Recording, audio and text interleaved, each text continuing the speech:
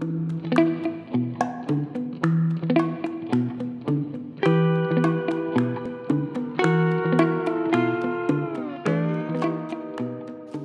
buenos días. Bienvenidos nuevamente a este curso de infografía del Instituto de Radio y Televisión Española. El título de la lección de hoy, Haciendo periodismo con infografía, nos puede plantear la pregunta de si es la infografía periodismo. Depende.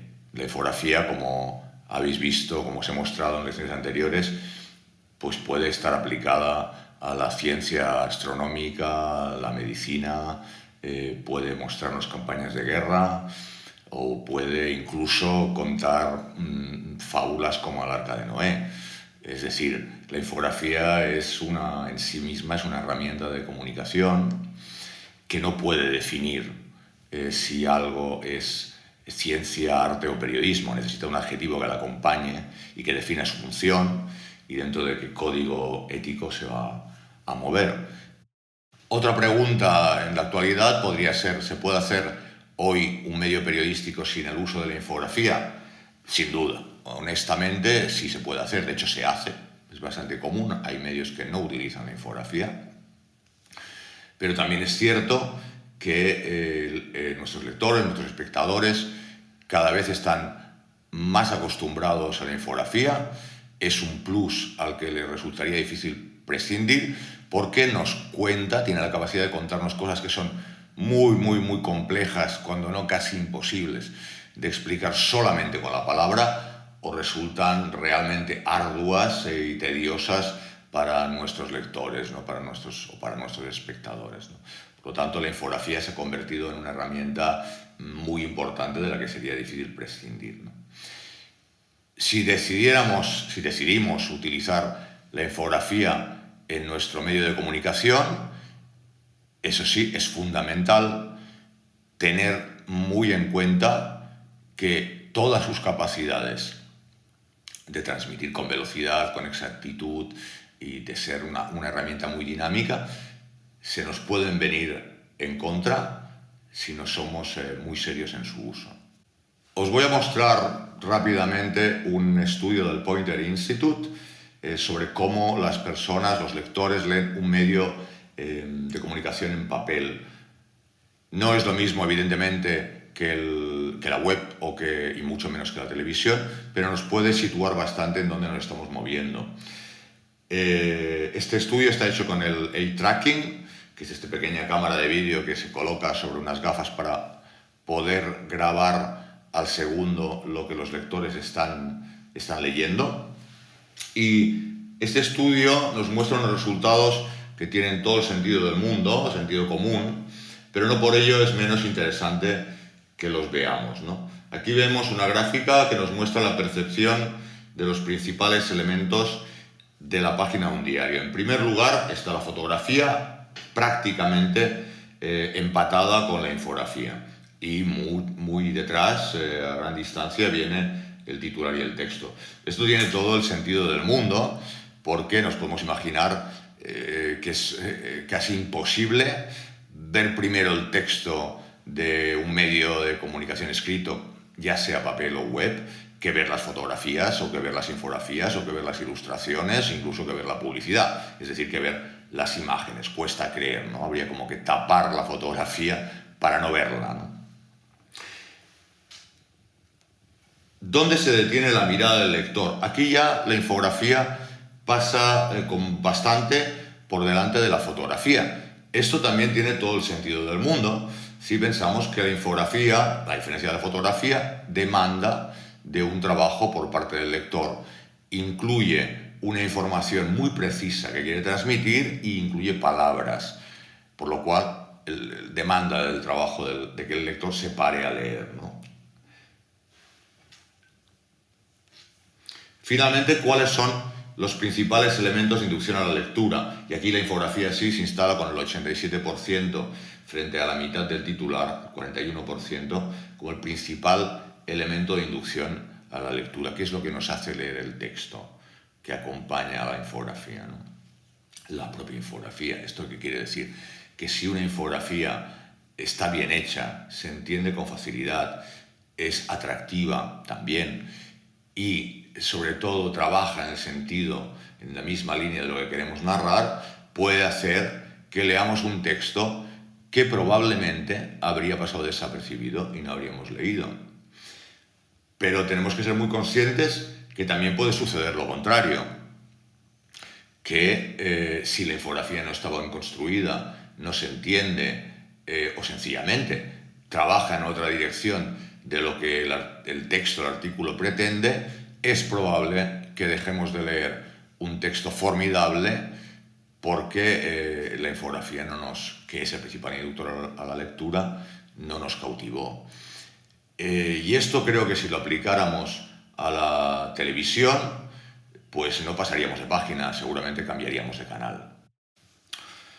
En la primera lección os decía que basta con introducir la palabra infografía en Google Image para que éste nos devuelva toda una serie de trabajos de supuestas infografías que en realidad son ejemplos de todo lo que no tenemos que hacer si queremos hacer correctamente una infografía.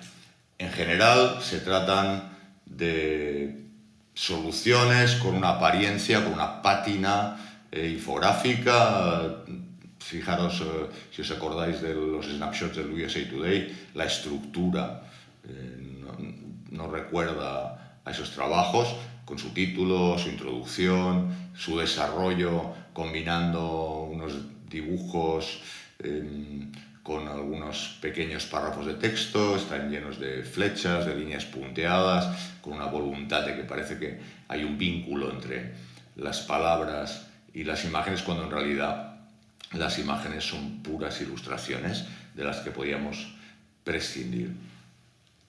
Muchos son caóticos, llenos de iconografías absolutamente innecesarias, de flechas que no nos llevan a ningún lugar, un exceso de información, además gratuita, en definitiva, un caos.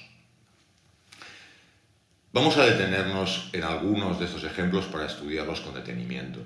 Aquí estamos viendo un estudio del Graham Meyers sobre el consumo humano. Más allá del estilo de la ilustración, pues este título con estos huesitos al lado o este estómago absolutamente rebosante de alimentos y de lo que no son alimentos, ¿no? Jarras de cerveza, copas de vino, en fin. Tiene un estómago rodeado de una explicación de todo lo que contiene, ¿no? Hasta aquí no sabemos si se trata de lo que consume una persona o el promedio de la humanidad. Para eso tendríamos que recurrir a esos asteriscos que podéis ver al lado de cada uno de los datos y que abajo en un cuerpo tipográfico mínimo se nos aclara, ¿no? Bueno, es pedirle al lector que vaya de asterisco a aclaración en cada una de las cifras, cuando en realidad habría sido mucho más sencillo ponerlo arriba como una introducción y evitar los asteriscos. Hay que intentar evitar marear a nuestros lectores yendo y viniendo, ¿no? Si nos fijamos bien, nos voy a recordar algo que os explicaba en la primera lección, donde decía que imagen y palabra trabajan de forma combinada e indisoluble. Si elimináramos, si elimináramos las imágenes de este gráfico, entenderíamos la información, es decir, las personas comen un 1% de insectos, un 15% de pescado y un 45% de carne, pues yo creo que exactamente igual, ¿no? Por lo tanto, esa imagen, ese dibujo que está haciendo, pues está pretendiendo decorar esa información, ilustrarla. Y la infografía no pretende ilustrar, pretende contar cosas con imágenes, ¿no? No ocurre en el sentido inverso. Si elimináramos los textos de este gráfico y dejáramos solamente la ilustración, pues nos quedaría eso, una ilustración cuando menos de dudoso gusto. La cuestión es que se podía haber hecho perfectamente con esa información un gráfico claro y sencillo en el estilo de los que hacía William Playfair. Aquí lo podéis ver, se trata de una torta, un gráfico de pie, donde queda clarísimo que cerca de la mitad de lo que comemos es carne. Y queda clarísimo porque hemos convertido esas cifras, esos datos, en en una imagen, en una gráfica, en unas porciones sobre el 100% de lo que consumimos, cómo se distribuye lo que consumimos, la comida que consumimos. También he incluido al lado un gráfico de barras con las mismas datas. Quizás no es tan ortodoxo, pero en un medio de comunicación sería perfectamente admisible, incluso conveniente, si se trata ya no de decir o de explicar que el 45% de lo que comemos es carne, algo que queda clarísimo en el gráfico del país, sino la diferencia, por ejemplo, entre pescado y vegetales, donde en los gráficos de áreas, como sería una torta, es muy difícil apreciar esa diferencia entre un 12 o un 15 y, sin embargo, en un gráfico de barras, como tiene un eje, queda muy claro, ¿no?, que comemos más pescado que vegetales. Vamos a ver ahora, también con detenimiento, otro ejemplo, ¿no? 3 de cada 10 usuarios son adictos a las redes sociales y se nos presenta una serie de información con una ilustración central, otra vez con un gusto discutible, pero que en cualquier caso es como chistosa, como alegre, ¿no?, cuando en realidad estamos hablando de adicción, que es un tema más bien dramático. Aquí, digamos que no está corriendo en la misma dirección lo visual, el estilo gráfico, con el tema que estamos tratando. Tenemos ya un problema, ¿no? Pero después resulta que es cierto que está lleno de datos. 3 de cada 10 usuarios reconocen ser adictos a las redes sociales, hay más hombres que mujeres, vemos una serie de datos, pero en ninguno de estos casos esos datos están convertidos en imágenes. Las imágenes en realidad son pequeños dibujitos, pequeños iconos chistosos con un textito al lado. Volvemos a estar, como en el caso anterior, frente a un ejemplo donde si eliminamos las imágenes entendemos perfectamente solo con el texto la información, con lo cual lo único que conseguimos con estos dibujos es ilustrar. Insisto, la infografía no pretende ilustrar. También he realizado un trabajo de convertir, porque es posible, estos datos, esta información que contiene, en gráficas. Aquí las podéis ver.